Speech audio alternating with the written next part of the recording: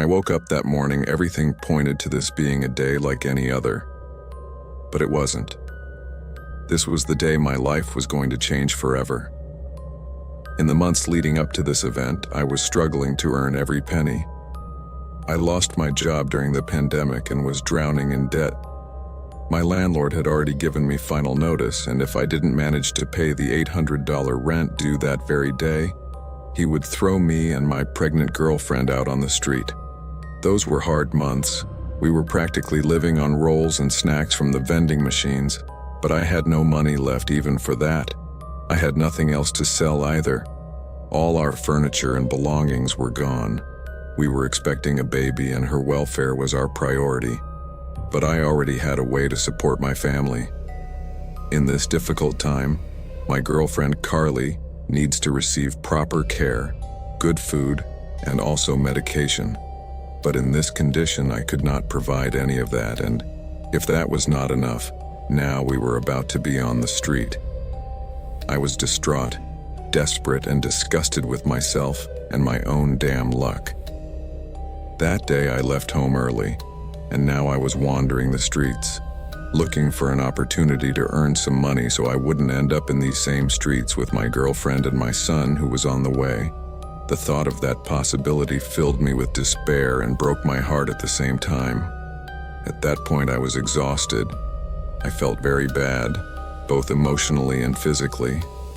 I touched my neck with my hands and also my forehead, and I realized that I was warmer than usual. I probably had a fever, but I didn't know if it was from last night or from the fact that I had walked for 3 hours straight without finding anything. Neither employment, nor some occasional job that would allow me to earn at least some money so I wouldn't come home empty-handed again.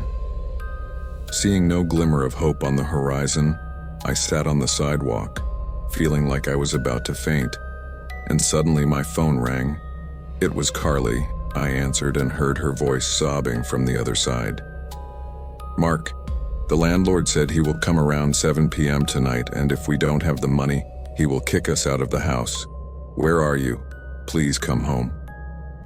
I could hear the oppressive pain and desperation in his voice, and this filled me with helplessness, because I wished I could have given him good news at that moment. But the truth was no. I couldn't do anything to save the day. And now we were without money, without food, and with one foot on the street. And that made me remember that I hadn't eaten anything all day, so that was probably the reason for my discomfort. I reached into my pockets, and all I had was a damn cigarette and a matchbook. I had no cash and only $50 left in my bank account. My God, what am I going to do now?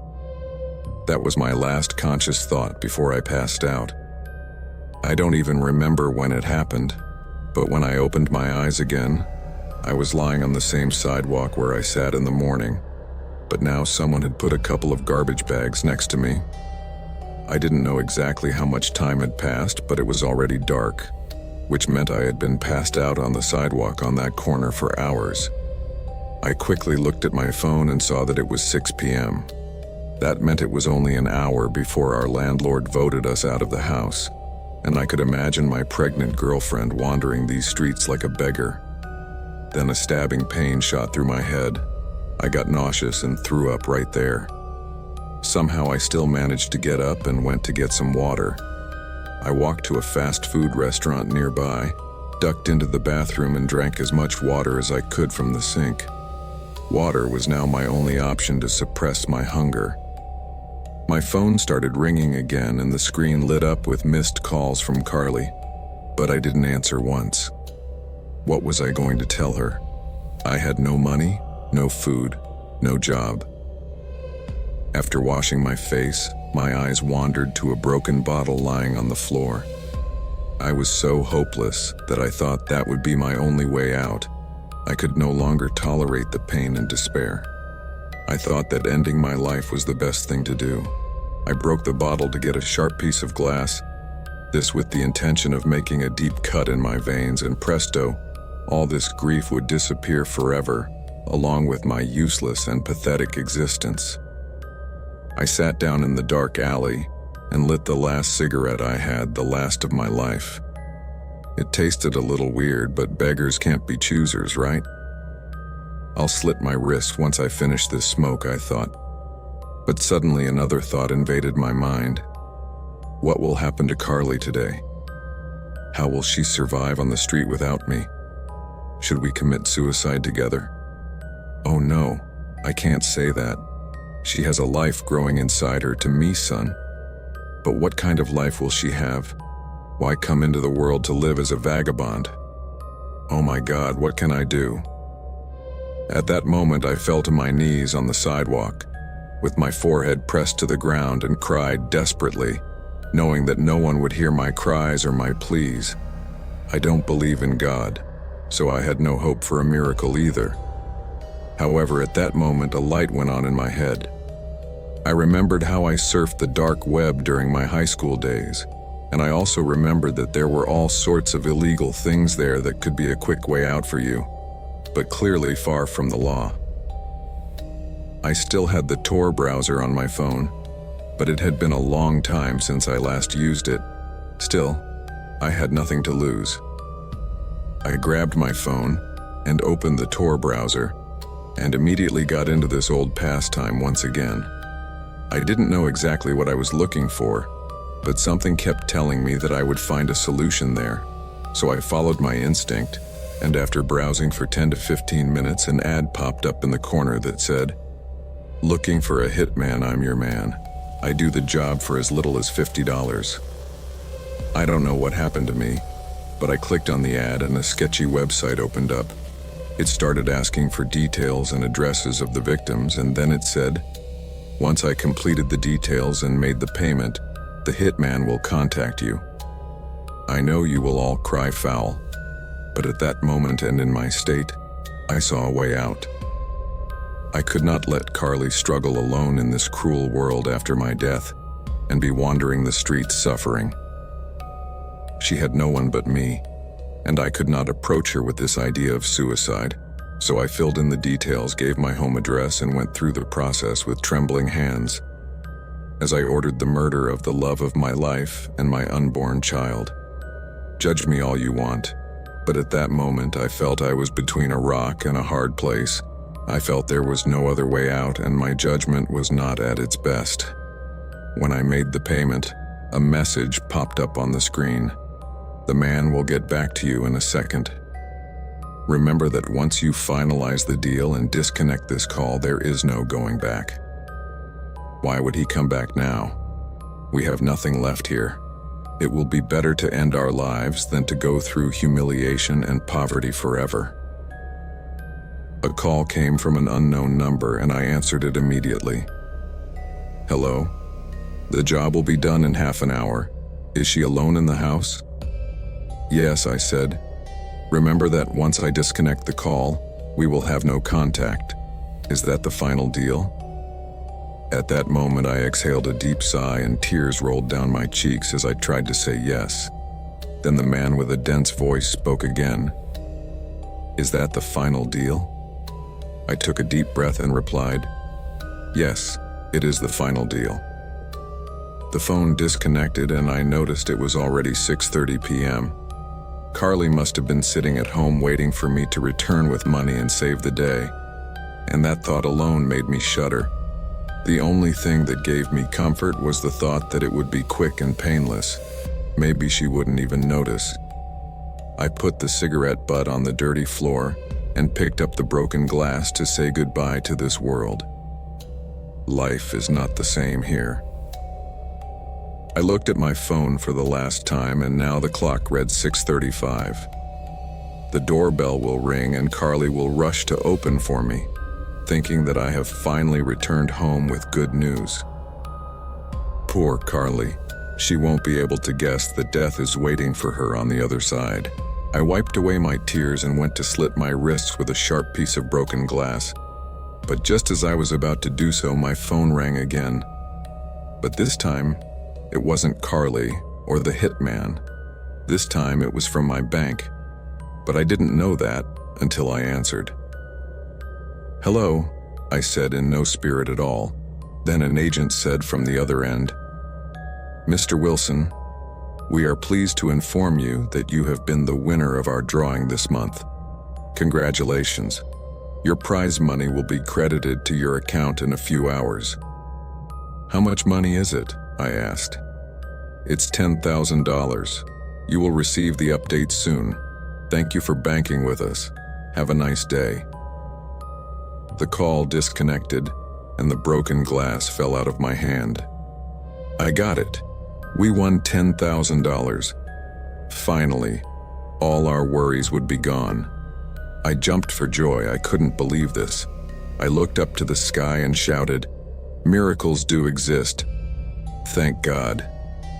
But then my heart dropped to my stomach when I remembered what I had just done. I looked at my watch. It was 6:45 now. The hitman is on his way to my house, holy cow. I started running like a runaway horse. What have I done? What was I thinking? I cursed myself 1,000 times as I ran as fast as my legs would carry me down the busy street. I had to get home before he did, or it would all be over in moments. First, I had a family, but no money to take care of them, and now that I had money, but my family's life was at stake. This seemed like a macabre joke of fate, but it was all my fault. I bumped into a bunch of people as I ran. Some of them angrily shoved me, but I didn't care. I had to get home before 7. I had to. I was sweating like hell and my heart was pounding in my throat.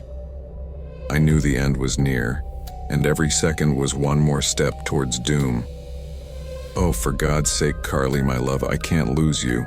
You can't die because of my foolishness." I was very close to my house when I accidentally tripped over a rock and fell shatteringly to the ground. My ankle twisted and I rolled in pain in the middle of the street. I still tried to get up, but that's when I heard a loud gunshot and a woman's scream from my house across the street. I grabbed my phone with my hands shaking. It was 7 o'clock, and then I saw a guy in a black hooded sweatshirt rushing off the porch of my house and jump into a pickup truck parked on the side of the road. The hitman's last lines echoed in my ear.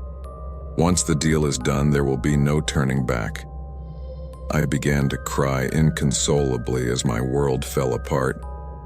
I didn't have the guts to walk home and witness my girlfriend's bloodied body lying in the doorway. I was curled in on myself in the middle of the sidewalk, crying heartbreakingly as people walked over me. I deserved it. I hid my face in the palm of my hand, sobbing, when suddenly I heard a familiar voice. "Mark? Mark? What are you doing here in the middle of the street?" I looked up and saw Carly standing in front of me. Fear was all over my face. I stood up in shock and said, "Are you okay?" "But that shot—" "I was packing up our stuff, Mark," Carly said, interrupting me and sounding very nervous.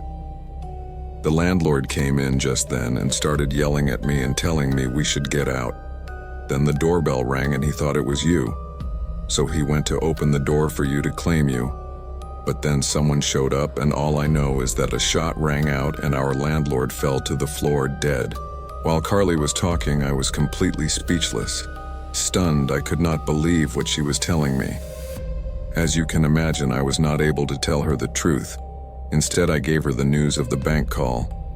She was happy about that, but also a little upset about what happened to our landlord. I called 911. The cops came and took away the body of our landlord. They questioned us, and obviously I didn't mention a single detail about the hitman. I was glad that, instead of Carly, it was our landlord who answered the door. It scares me to think how different things would have been if this man had not been there, and I felt terribly guilty about what I had done. I was totally amazed at my own behavior, and it's really impressive to me to see how far desperation can push you. I know that what I did was something horrible and cowardly, and I don't justify myself. On the contrary, I carry that weight every day. Our life is much better now. We have our own house, I got a stable job, and thanks to that I have been able to take care of my family.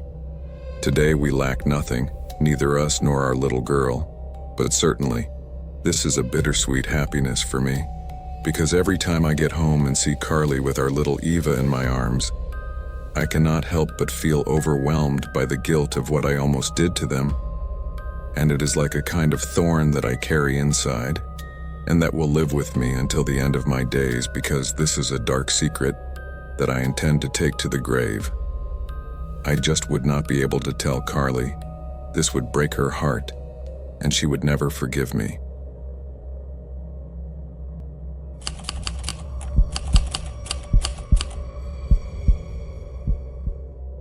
When I look back and remember that this all started as an innocent dive into the deep web, I almost can't believe it, and I wish I had the power to turn back time to make things different. One afternoon, my friend Jack and I, armed with nothing more than our curiosity and a newly purchased dubious guide to the more hidden corners of the internet, stumbled upon a site on the dark web that seemed harmless at first, a place where people shared secrets, unsolved mysteries, and the occasional conspiracy theory. It was very stimulating. It felt like we had discovered a hidden world, and of course we actively participated as well, until we received a private message from a user known simply as Watchman. Watchman claimed that he had been watching us, noting our keen interest in uncovering secrets. The message in itself was disturbing, but what made our blood run cold were the attachments, as it was some sort of folder containing very personal information about us, intimate photos and videos, names and conversations we had in private, all in detail. No stranger should have that information, and we had no idea where he had gotten it either. The message was clear. We were being blackmailed. They were using this information to force us to do things in exchange for not publishing it. The first task seemed almost ridiculous. It was to walk into a crowded supermarket and shout a conspiracy theory at the top of your lungs. Embarrassing, sure, but harmless. We thought that meeting this stupid challenge might end this nightmare, so we did, recording the act as proof. We ran around the supermarket screaming that the supermarket was built on a graveyard and that everyone was walking over dead bodies. Once accomplished, we sent the video to Watchman, and his response was simple and chilling. "Well done, more to come." But this was only the beginning, because as the days went by, the tasks became more and more bizarre and disturbing. One day he asked us to dress up as clowns and attend a high school soccer team game and cheer on the players by making chicken noises. Under other circumstances, doing something like that would have been fun, but not while under blackmail. Jack and I were very embarrassed, but we had no choice. It was either do that or have Watchman release all of our personal information. When we finally completed the challenge and sent him the proofs, he approved it, and we thought it was over. But it was not, as he again let us know that there would be more challenges. At that point, we wanted to back out. But then this person again threatened to release that content, and once again my friend and I were in his hands. The next challenge seemed like something out of a horror movie. We had to break into the animal shelter in the middle of the night and free all the dogs. But this we had to do dressed in black and with our faces covered with an It clown mask. All this while broadcasting live. This new challenge scared us because what he was asking us to do was not only very strange, it was also illegal. At first we refused because we knew this could get us in trouble. But then Watchman sent each of us a compromising photograph of his gallery, accompanied by the question, "Are you sure?" Then we knew we had no way out, as he threatened to post it on our social networks and send copies to our parents and classmates. We are talking about intimate photos, things that at some point we sent to a girlfriend or someone of interest. In the same way, conversations where we talked about other people and revealed very intimate things. Just the thought of this information appearing one day on my social networks and all my friends seeing it simply terrified me. And Jack was exactly the same. But in his case, it was even worse, since his family was Christian, and in his cell phone there were things that his parents would definitely never approve of. We finally did what he asked us to do, feeling very nervous and knowing that we could get in trouble for it. But the task was executed. However, this was not even close to being the last challenge, and from then on, each of the challenges that Watchman placed on us was one more step towards the abyss, a tortuous and systematic descent into madness. Jack and I felt completely trapped, suffocated. It was like being someone's slave. The blackmail was relentless, and the tasks became increasingly dark and dangerous. With each task completed, we were pawns in a sadistic game of someone who had us in his hands and enjoyed our desperation and humiliation. Our lives were completely out of our control.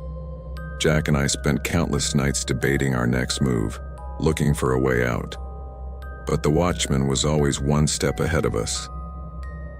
At one point, he forced us to run our tongues across the high school men's room floor and send him the video of this, to sneakily take pictures of our female classmates, and yes, that is a horrible thing to do. But at the time we felt we had no way out. He also forced us to do very disturbing things of a sexual nature that I don't want to give details of, but also involved videotaping other people. I still feel very ashamed and guilty about this. At one point, Jack and I reached our limit. We were torn between being free and being completely exposed to others and facing humiliation and shame. It was a nightmare, something I wouldn't wish on my worst enemy. At one point, probably caused by the stress of the situation, the friendship between Jack and I began to crack, and that is that previously, we always got together to do fun things and have a good time. Now we only did it to fulfill the stupid, sick whims of Watchmen and put us in situations in which we really did not want to be. On this occasion, we were both on the verge of desperation, and we asked Watchmen to set us free, to set us one last task, but to set us free once and for all, and his answer gave us chills, because it came as a kind of death sentence, as a way of telling us that he would never leave us alone. He said, "Jump off your building at midnight, do this, and you are free forever." That day I called Jack at my house and we talked. I told him that I simply could not take it anymore, and that if this guy wanted to reveal my intimate secrets to the world, that he should do it. I was tired. I could not stand another day of this torture. Jack hesitated for a moment, but then he agreed with me. Then I told him what we would do, and we set off. That day we told Watchman that we would comply with his request. So around midnight we went to a 5-story building that was near the center of the city. We went up to the terrace, and from there we connected. He seemed to be very pleased with the situation. Surely seeing us jump to certain death was very exciting for him, but instead, we told him that we would not jump and that we would not comply with any other stupid challenge. We told him decisively that if he wanted to publish all the information he had about us, he should do so, but we would not succumb to any further blackmail. However, during the whole transmission, it was me who did all the talking. Jack was quiet and looked a bit scared. I knew the situation was rather more delicate for him than for me. This was because Jack was gay, something his family did not know, and because of his religion did not approve of either. And much of the material Watchman had on him involved conversations with another guy, as well as photos and videos of them together. However, after our little rebellion, Watchman told us that we were free, and not to worry, because he wouldn't publish anything. Then he cut the transmission, and that was it. Or at least up to that point. Jack and I were elated. We couldn't believe we were finally free. That night we hugged, cried, and thought the whole nightmare was over. But we were so wrong. The nightmare was just about to begin. In the days that followed, we heard nothing from Watchman. Jack and I resumed our lives, and everything seemed to be going normally. However, after a few days, I began to notice a strange behavior in Jack. which I attributed to the fact that he was still very shaken by everything that had happened. He was distant, quiet, withdrawn. Whenever I invited him over to the house to play video games or whatever, something we used to do almost every day before this whole nightmare, he would make up any excuse, and I felt like he was avoiding me. At one point, I just stopped insisting, and we finally ended up drifting apart. It had been about a month since the last time we had communication with Watchman. It was a Monday morning, and I was getting ready to go to school, when suddenly my parents came into my room looking very strange. Then my mother told me she needed to talk to me, and that's when she told me what had happened. Jack had taken his own life by jumping off the roof of a 5-story building, the same building where we were before. I was absolutely shocked. I couldn't believe what I was hearing. And suddenly a new message came to my phone. It was Watchman, and it said, "Congratulations. You are now officially both free." Jack was very brave all this time, taking on the task for both of us. Maybe it seems he wasn't as ready as you were to reveal his little secret, but he was very honorable to meet the last challenge. Now he is free, and his secrets, as well as yours, will be safe with me forever. That was the deal, and I'm a man of my word.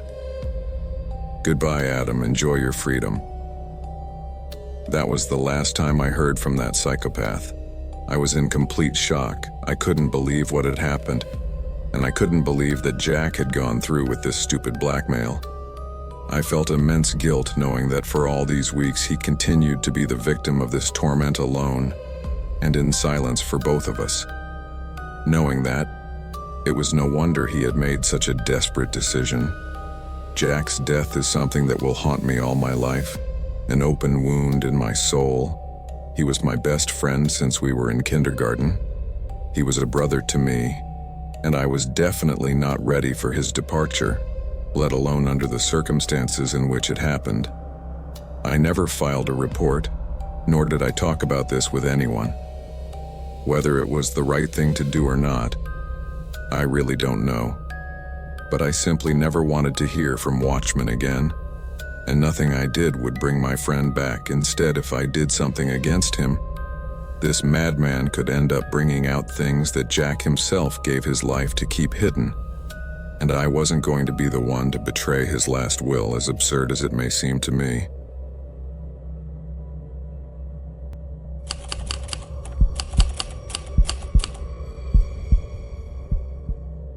Nowadays, there are thousands of stories about the deep web. Everyone has heard about it at some time, and it's a topic that's pretty much exhausted, mainly because everyone knows more or less how it operates, and therefore how to be aware of the dangers to be found there. But this was 10 years ago, at a time when it wasn't so much normal, but more like some kind of mystery that was all the rage, and we all wanted to get in there without really knowing what we were dealing with. By that time, I was a student at the Faculty of Technology, so naturally I was curious about it, as were several of my classmates. That's why one day, a classmate and I ventured out to explore the dark web to see what this part of the web everyone was talking about was all about. But no one prepared us for what happened that day. We never imagined that we would encounter evil personified, with people so cruel and twisted that they surpassed everything we expected, even for the deep web. At the time when we were in the first year of the web design career at the Faculty of Technology, my friend Hector and I were very curious about everything related to the web even, or rather especially everything related to the darker side of the internet. The day before all this happened, one of my friends told us that he found a page on the deep web that he wanted to show us. He commented that we were not going to believe what we would see, but that we had to go to his house to do it. Leon was especially mysterious that day, but he was like that. And with the great knowledge we knew he had on the deep web, we believed him that what he wanted to show us was surely something big. The next day, Hector and I went to Lion's house, prepared to find anything. Once we entered, his parents received us very kindly.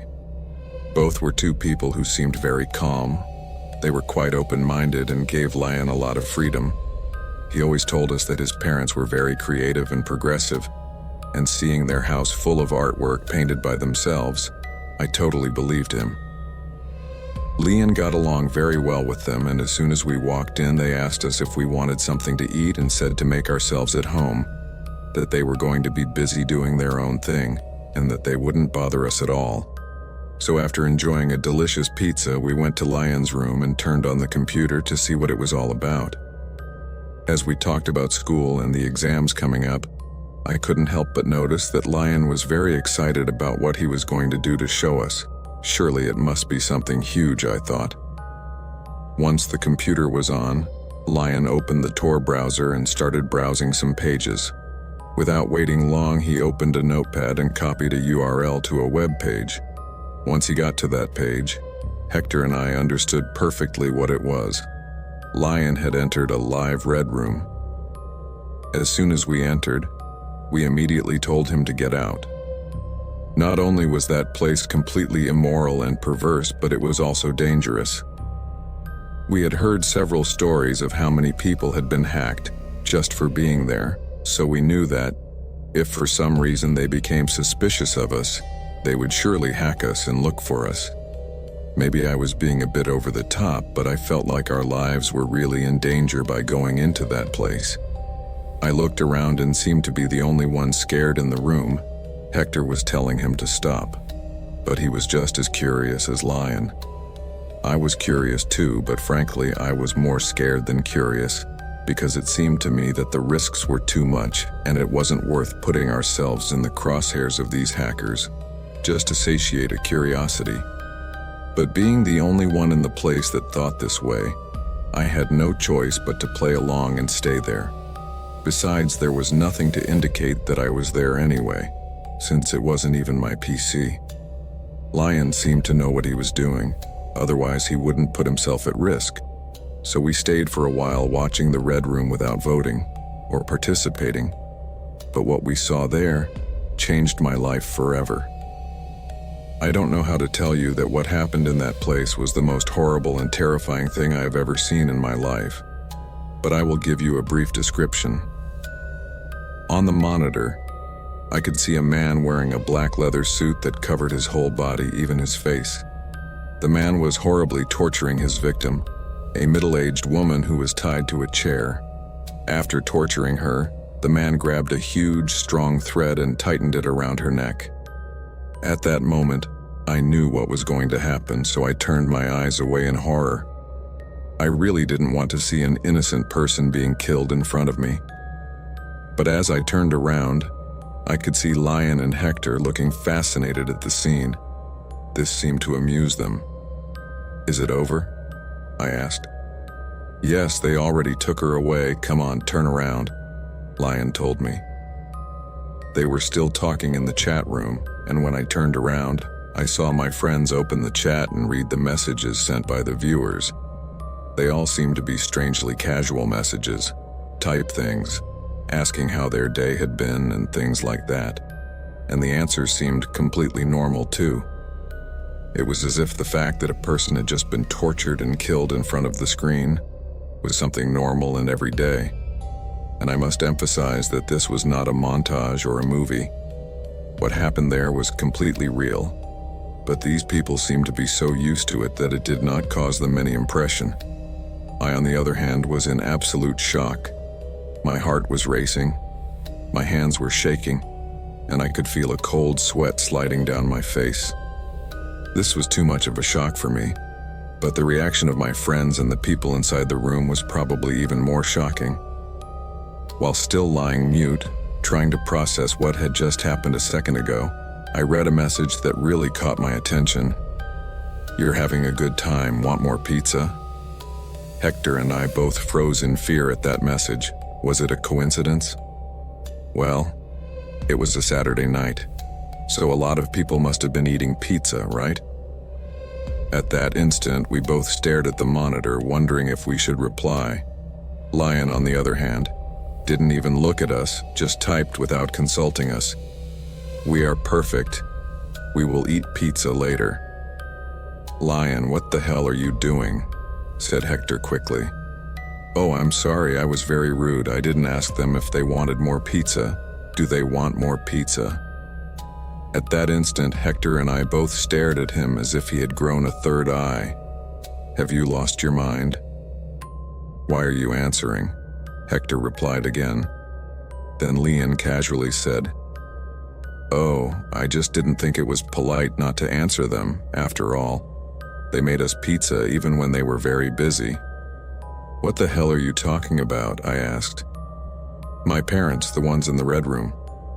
At that moment I looked at him in complete disbelief. I couldn't believe what he was saying. So I thought it was a joke. But he seemed to be serious. "Are you feeling okay, Lion?" I asked him, and his answer left me completely frozen. "I feel perfect, Finn. Everything went perfectly. Did you think I invited you to see a random red room? No, you could have done that from your own home. I invited you because I needed volunteers. We needed kids to participate in the game." I was totally baffled. I didn't really believe what he was telling me. I was convinced that it was just a stupid joke, and that at any moment he would burst out laughing and tell us that we fell. But I looked him straight in the face for almost a minute, and that didn't happen. Then Hector said, "Man, I don't know what kind of psychotic joke you are playing on us, but I'm not in the mood for this, so I'm going home." He then walked to the door of the room, and I followed behind him. But when he opened the door, my heart dropped to my stomach. The man in the black leather suit that we had just seen in the red room was just behind the door in the hallway, and as Hector and I looked at him completely paralyzed and in shock, the man uttered words that I will never forget. "Oh great, so you are the new volunteers." After that, Lion's parents appeared behind him and they all walked towards us, pushing us back into the room. From there, I don't remember much other than just the man in black running towards me with a handkerchief in his hand, which he put in my mouth, and after that, everything went dark. When I woke up, I was in the same red room I had just seen on the computer. The lighting was very bright because of the red lights on the ceiling, and there were about 6 or 7 lamps above me pointing directly at me, just as I had seen happening with the victim on the screen earlier. I moved to try to escape, but at that moment, I realized that my whole body was completely strapped to a chair. Even my mouth was taped shut, preventing me from being able to scream. I turned my eyes and realized that Hector was next to me in the same conditions as me, and all that was there besides us were torture devices, blood, a table full of surgical elements, and further in the background a corpse. It was the decapitated and bloody corpse of the lady who was before us, the same woman we saw on the monitor, thinking that this could never have happened to us. As soon as I saw the woman's body, I turned my head quickly to avert my eyes from there, and when I did, I found some stairs leading out of this basement. I recognized this house. We were still in Lion's house, but before I could think of much else, the man in black approached us with a huge knife in his hand. In front of us was a camera, and the man made sure not to cover it as he walked in our direction. When he reached our side, the man in black suddenly swiped his knife across my neck, grazing it and cutting me slightly. I was completely terrified. It is impossible to describe in words the level of terror you can feel knowing that you are completely immobilized and at the mercy of a sadist, who you knew perfectly well what kind of inhumane practices he was about to subject you to. There are simply no words. When he finished with me, he approached Hector and did the same. The worst part is that he was much more frightened than I was, and he burst into tears the instant the man raised the knife in his direction. Unable to contain himself, Hector became even more desperate and tried to get up from his chair. But the man simply ignored him and walked away for a while. A few seconds later, when he returned, he showed us a cell phone he was holding in his hand. The phone had a finalized vote on it, and as we looked at the screen, still trying to figure out what it meant, the man walked away for a few seconds, then suddenly dropped the phone on the table, turned around and ran toward us at high speed with his knife held high. Once he was next to Hector, he stabbed him again and again at high speed, and before he could react, he had already stabbed him more than 10 times, and didn't seem to be close to stopping. With his mouth covered and unable to scream, Hector just cried and cried nonstop, as he was the victim of this murderer's merciless fury, and clearly knowing that this was the end of him. The image I saw at that moment is something that will haunt me for the rest of my days. And no, I don't mean just the image of this diabolical man frantically burying his knife in my friend's body over and over again, but Hector's face, his eyes before he died. He looked at me crying. His eyes were full of tears and looked at me with confusion. He didn't understand why he was dying. He didn't understand why someone was stabbing him in a basement while other people watched. Those were the eyes of a person who just wanted to be at home hugging his dog and talking to his friends. They were eyes that wanted to keep living, but they knew that would no longer happen. Suddenly, those eyes went out, and Hector was no longer alive. I looked at him in shock until I felt something on my face. Again, it was the same handkerchief as before, with the same smell. Suddenly, I fell asleep again, and when I woke up, I was in the street, a few meters from my house. It was already daylight, so I got up feeling very dizzy and disoriented. I instinctively walked to my door and rang the bell several times until my mother opened the door and hugged me, asking what had happened to me, seeing my state. Before long, I felt better, and for a moment I thought it had all been a bad dream, but I quickly realized it wasn't, especially when my mother looked down at my neck in horror and began to ask me what that wound was. I was still in a daze, so I walked over to the mirror and looked at myself, and there it was. There was the small cut the man in black had given me with his knife. Then the images of what had happened began to hit me hard, and I began to cry desperately. I remember crying probably for hours lying on my mother's lap before I could tell her what I had experienced. We called the police after that, and I told them everything, but when they went to Leon's house, they found no one. It seems I was asleep for several hours, long enough for them to grab their things and run away. I never heard from them again, and the only reason they declared Hector dead was because of my testimony, since, to this day, no one has found his body. However, they did manage to find the video of what happened on the deep web, and I discovered that the only reason I was alive and Hector was not is because people voted for him to be the victim that night. But upon further investigation, reading the messages in the room, the agents realized that they were probably playing a game in which I was allowed to live for a few years, or so someone proposed, and then they would marry me again to complete the challenge of that night. To this day, Leon and his family of psychopaths have not been found. I do not even know if these were really his parents. What I do know is that even today I live in fear, because I do not know if at some point they will come for me again. That same year I dropped out of school and moved out of the city with my parents. Nowadays I hardly touch a computer, and my cell phone is shielded with all the security measures you can imagine so as not to be traced, just like my parents' phones. Somehow I feel that I, or an important part of me, also died that night with my friend. Since then I can't remember a single day when I have been fully happy, because the shadow of that event haunts me every day of my life. It is simply something I learned to deal with and to move on, despite the great torment it means for me to carry that dark memory. The worst thing is that those who ended Hector's life and destroyed mine forever are probably still out there, free and happy, doing the same to other people.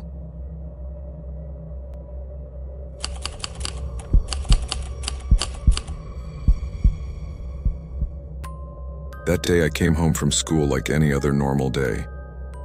I am a somewhat introverted girl who does not have an active social life, nor many friends. As usual, when I came back from school, I bought some snacks on the way, and as soon as I got home, I threw my backpack aside and went upstairs to my room to watch anime until nightfall. I was so engrossed in what was happening on the screen, I didn't even notice when it got dark. And probably the only reason I took my eyes off the screen and noticed it was nighttime is because I was bored with what I was watching. So I decided to try something different for once. Earlier, when I was in school, my classmates were talking about watching various videos on the dark web, so I thought, why not? I had no idea how to access it or how the whole thing worked, and not having any more confidence with those classmates to ask, I decided to Google it, and voila, there was everything I needed to know. That's when I found out that normal browsers could not access the dark web websites. I needed to download a certain browser that was undetectable to search engines and offered users total anonymity while browsing. On the web, there were some sites that suggested using a VPN to hide my IP address while browsing, and I thought it was wise to do so. So I downloaded the suggested browser and started scrolling randomly. I found certain people who had posted videos titled with extremely weird phrases and words, and some very disturbing ones. There were certain forums like one called The Cannibal Way, which consisted of eating people and being eaten by people. Some members even chatted and organized meetings there to eat each other. This seemed totally crazy to me, as if I needed someone to eat my fresh meat. Sure, I had once been told it was delicious, but that was definitely not the context. Anyway, as I continued my exploration of the deep web, I came across a site that was about a woman who couldn't deal with the fact that her babies were stillborn. It was full of pictures of deceased fetuses, clothed and placed in cribs.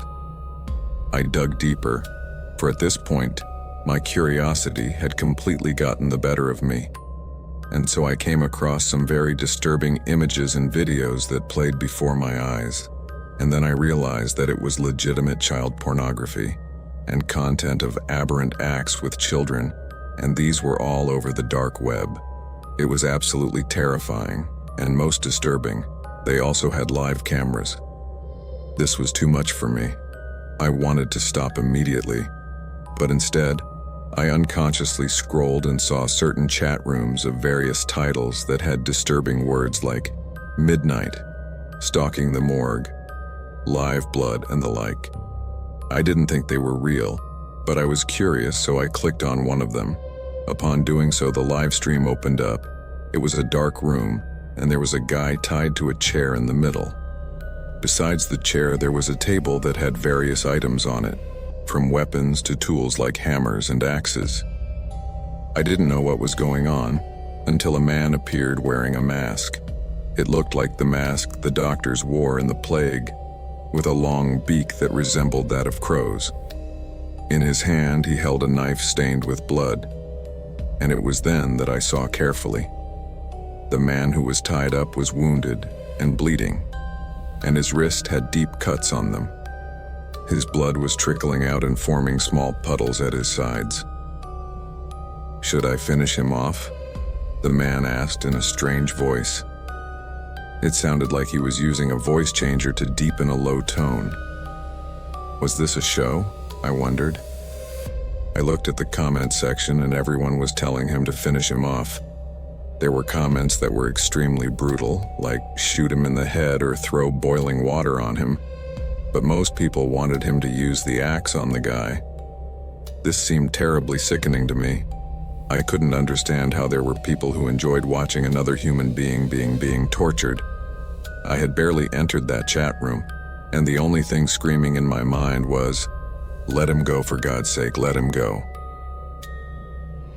Component placement, because it is impossible not to be fulfilled by a scene like that, or not to feel empathy for the person who is being subjected to that kind of treatment. However, there were over 3,000 people witnessing live what was happening in the room, and from what I could read in the comments, it seemed like the only one in anguish was me. At that moment, I saw the masked man lift the heavy axe.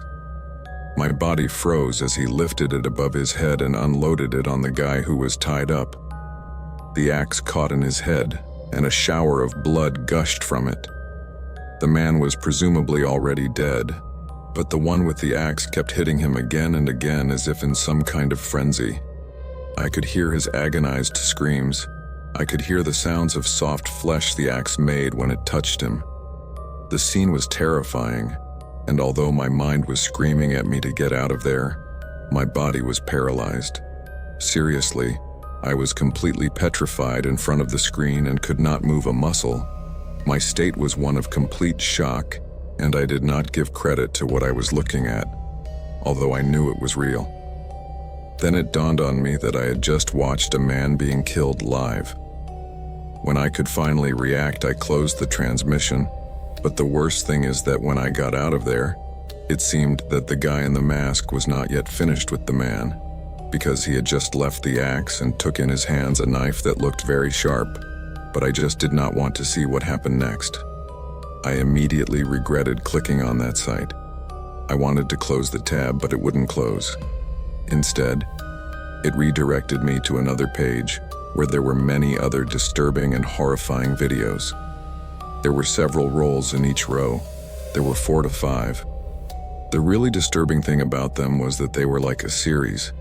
I kept scrolling, hoping there would be an exit button at the end, which was complete stupidity on my part.